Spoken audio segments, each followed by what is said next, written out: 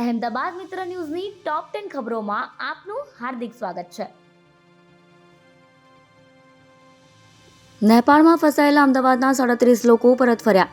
નેપાળમાં ચાલી રહેલી હિંસા વચ્ચે ફસાયેલા અમદાવાદના 37 શ્રદ્ધાળુ વતન પરત ફર્યા છે. આ લોકો નેપાળના પશુપતિનાથ, મુક્તિધામ, પોખરા જેવા વિવિધ સ્થળોએ દર્શન માટે ગયા હતા. આ સમયે નેપાળમાં અચાનકમાં સરકાર વિરોધી જનસંઘ આંદોલનમાં 4 દિવસથી તેઓ ફસાઈ ગયા હતા. આજે અમદાવાદ પરત ફર્યા 37 લોકોમાં વસ્ત્રાલ વિસ્તારની આકૃતિ સોસાયટીના 6 લોકોના રહીશો દ્વારા ભવ્ય સ્વાગત કરવામાં આવ્યું. ફૂલહાર પહેરાવીને સ્વાગત કરતી વખતે કેટલાક ભાવુક અને લાગણીશીલ દ્રશ્યો સર્જાયા હતા. પીઆઈની રિવોલ્વર છીનવવાનો પ્રયાસ. અમદાવાદના રામુલમાં જમીન દલાલનું અપહરણ કરીને 52 લાખ રૂપિયાથી વધુની ખંડણીની રકમ લઈને ફરાર થનાર ગુનેગાર સંગ્રામસિંહ સિકરવારને ક્રાઇમ બ્રાન્ચની ટીમ મોડી રાતે તપાસ માટે લઈને જતી હતી. આ દરમિયાન રિવરફ્રન્ટ પર પહોંચતા ચાલુ બોલેરોમાં આરોપીએ પીઆઈની રિવોલ્વર છીનવીને ભાગવાનો પ્રયાસ કર્યો. આ દરમિયાન ઝપાઝપીમાં 2 રાઉન્ડ ફાયર થયા હતા, જેમાં એક ગોળી આરોપીના પગમાં વાગી. આ ઘટનામાં 2 પોલીસ કર્મીને પણ ઈજા પહોંચી છે. તેઓ સિવિલમાં સારવાર લઈ રહ્યા છે. હાલમાં આરોપી સારવાર હેઠળ છે અને સ્થિતિ પણ સ્થિર છે. હોસ્પિટલમાં પોલીસ બંદોબસ્ત ગોઠવવામાં આવ્યો છે. અમદાવાદમાં ગુંડાઓએ ધારિયા છરીના આડેધડ ઘા મારી યુવકની કરી હત્યા.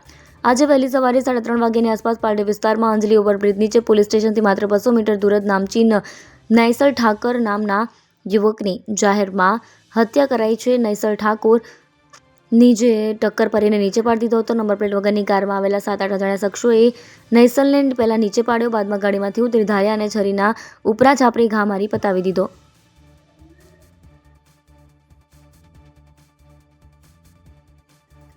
અડતાલીસ કલાક બાદ ફરી વરસાદ સટાસટી બોલાવશે. હવામાન વિભાગ દ્વારા આગામી દિવસો માટે રાજ્યમાં વરસાદને લઈને આગાહી કરવામાં આવી છે, જેમાં ખાસ કરીને હળવાથી મધ્યમ વરસાદની આગાહી રાજ્યમાં કરવામાં આવી છે. દક્ષિણ ગુજરાતના દરિયાકાંઠાના વિસ્તારોમાં માછીમારોને દરિયો ન ખેડવા સૂચના આપવામાં આવી છે. અમરેલીના રાજુલા શહેરમાં વરસાદી ઝાપટું આજે વરસ્યું. સાથે ગ્રામ્ય વિસ્તાર દેવકા, ડુંગરથા, ગાંભલિયા સહિત ગામડામાં પણ ઝરમર વરસાદ વરસ્યો.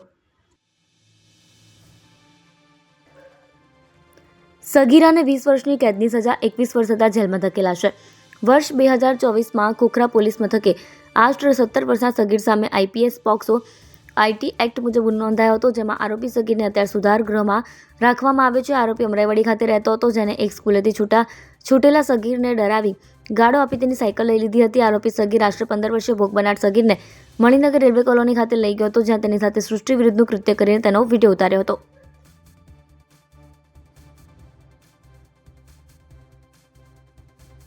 કાંકરિયા તળાવ ખાતે રિવર્સ પ્લાસ્ટિક વેન્ડિંગ મશીન મુકાયું. રાજ્યની મહાનગરપાલિકાઓ અને નગરપાલિકાઓમાં પ્લાસ્ટિક વેસ્ટના નિકાલ મામલે એડવોકેટ અમિત પંચાલ દ્વારા દાખલ કરાયેલ અરજી પર હાઈકોર્ટ સમક્ષ સુનાવણી ચાલી રહી છે. જે કેસમાં આજે હાઈકોર્ટના ચીફ જસ્ટિસ સુનિતા અગ્રવાલ અને જસ્ટિસ ડીએન રેની બેન્ચ સમક્ષ વધુ સુનાવણી હાથ ધરાઈ, જેમાં એડવોકેટ જનરલે રાજ્ય સરકારની એફિડેવિટના આધારે જણાવ્યું હતું કે રાજ્યમાં આવેલી તમામ નગરપાલિકા માટે એમઆરએફ મટીરિયલ રિકવરી ફેસિલિટીની વ્યવસ્થા કરવા સમયસીમા નક્કી કરાઈ છે. સ્ટેટ મોનિટરિંગ કમિટીની બેઠક યોજવામાં આવી હતી. તમારા જીવના જોખમે જ વાહન લઈને નીકળજો. શહેરના અમરાઈવાડી વિસ્તારમાં મ્યુનિસિપલ કોર્પોરેશન દ્વારા ગટર લાઇન માટે નાખવામાં આવેલા ખાડામાં બાઇક લઈને યુવક પડ્યો હતો. રોડ ઉપર સ્ટ્રીટ લાઇટો પણ બંધ હતી. ખાડાની આજુબાજુ બેરિકેડિંગ ન હોવાથી યુવક બાઇક સાથે પડ્યો. સ્થાનિક લોકો તાત્કાલિક દોડી આવ્યા અને યુવકને બાઇક સાથે બહાર કાઢ્યો.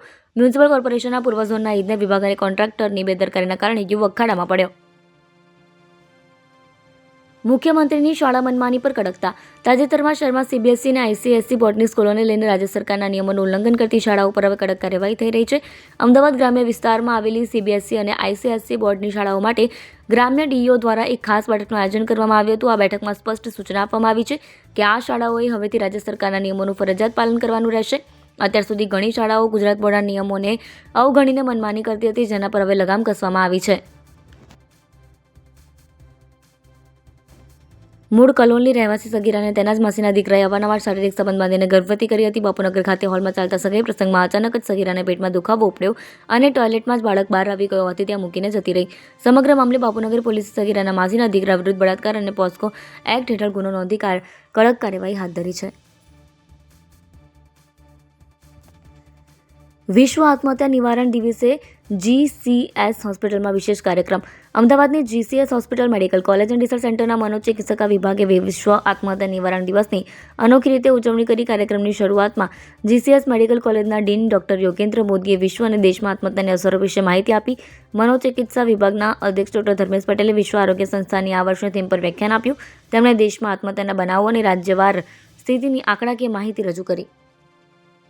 અહેમદાબાદ મિત્ર ન્યૂઝની યુટ્યુબ ચેનલને સબસ્ક્રાઇબ કરો અને બેલ આઇકન જરૂરથી દબાવો, જેથી મહત્ત્વના સમાચાર આપના સુધી જલ્દીથી પહોંચે.